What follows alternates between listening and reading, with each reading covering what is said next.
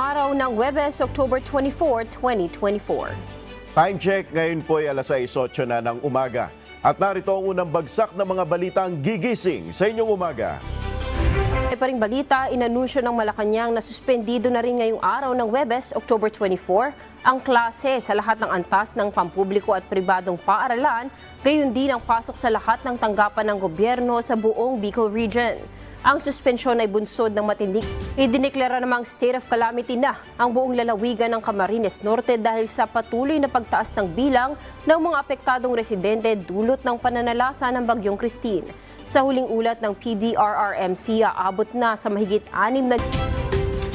Binalaan ni Commission on Higher Education o CHED Commissioner Dr. Prospero Popoy de Vera ang publiko sa kumakalat na maling impormasyon ukol sa scholarship na ibinibigay ng CHED.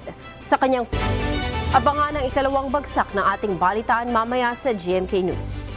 Kaya mga kasambahay, huwag po kayong magpapalit ng channel, samantala puntahan naman natin ang iba pa nating kasama sina Joshua, Ira, Ian at Tini. Good morning, Kath and Ned. Happy viewing po